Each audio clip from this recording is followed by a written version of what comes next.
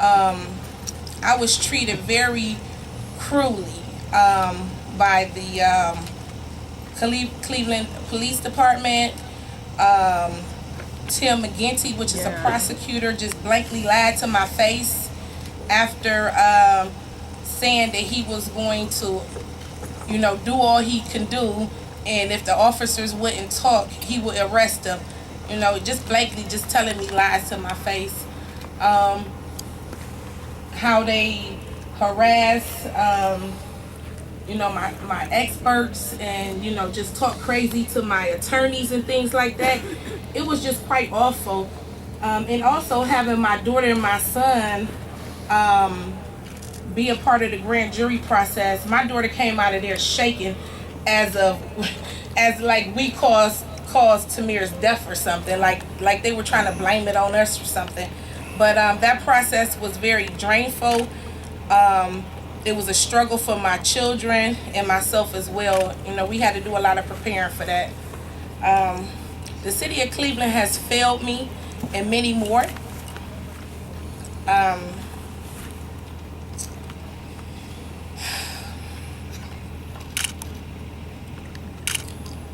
Let's talk about how I need my white privileged Americans to stand and unify with us. I believe that's the only way change will occur. Also,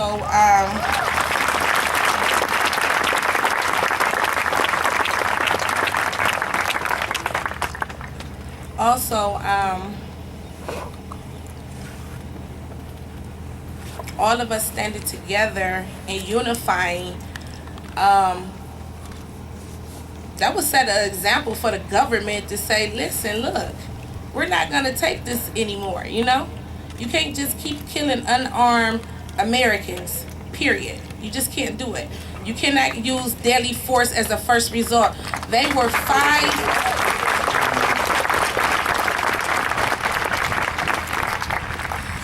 5 feet away from my son when my son was shot in the chest. And your law enforcement, you're supposed to assess the situation and approach it with the right probable cause or whatever. You know what I'm saying? You're supposed to analyze it. To ride up on my son and scare him half to death, and then I don't have a son anymore. And it's just like, it's okay to just go on with your life in America. No, it's not. You can see clearly that Tamir was just playing in the park that day. Just playing. He wasn't bothering anybody. Wasn't nobody scared. It was a fully functioning recreation center that day. You have people getting on and off the rapid station, walking through the park with their groceries. You had a mailman there. You have kids actually running in and out the side of the wreck. So he could have never been a threat to anybody because everybody knows who I am over there. All they had to do was call me. All they had to do was call me. He committed no crime. So,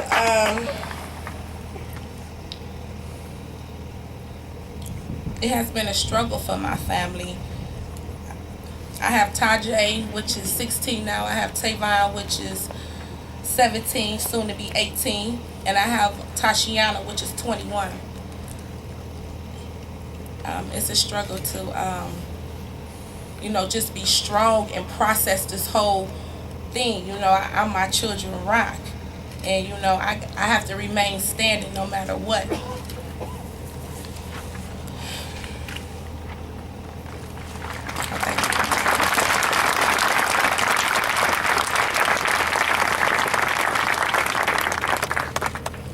America has a lot to have a lot of work to do. Let me just say that. And I need to say that racism is a disease. You are not born with racism. You are taught racism.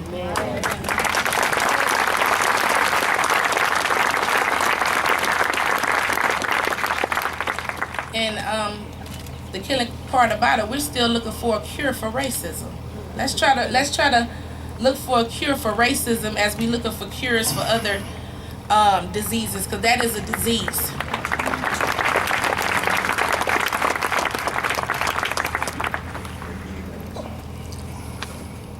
I'm here today to be honored on behalf of my son and acknowledge the Kent State students as well as the Jackson State students.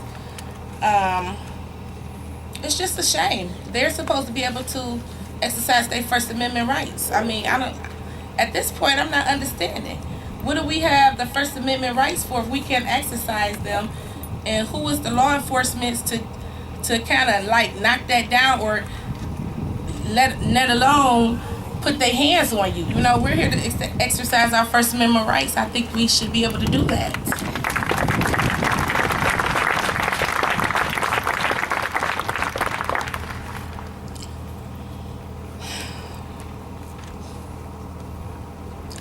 I am in my journey, in my process of transforming, definitely starting with the healing process and just giving back to my community, period.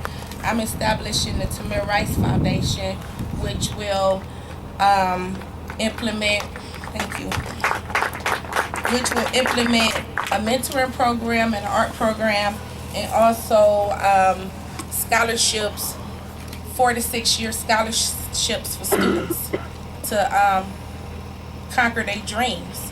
I believe in, thank you. I'm still structuring it though, but that's what my vision is, 4 to 6 year scholarships for, you know, students that's qualified and applied for it that could fulfill your dreams, you know. You know, you guys are our future, and you know, setting good examples, you know, for you guys. You guys will set good examples for y'all kids when y'all have kids. So we need a leader of great people to lead this nation. You know, at this point, black, white, Puerto Rican, Hispanic, whatever it is, you know, I'm all for it. My son had children of all nationalities that he played with. He went to a school that was very diverse, with Muslim children, Asian children, Arabic children, white and black children. And for them children to come up to me and say, "Oh, I'm sorry for your loss," it crushed me. I mean, little kids, even the Tamir School was from K through 8. So you talking about the kindergartens all the way up to the 8th graders coming up to me saying, "Oh, I'm so sorry for your loss." That's so devastating. And I just embrace it. You know, I just embrace it. I really need for white America, my white privileged Americans, this does apply to you too. Right. I just seen an episode where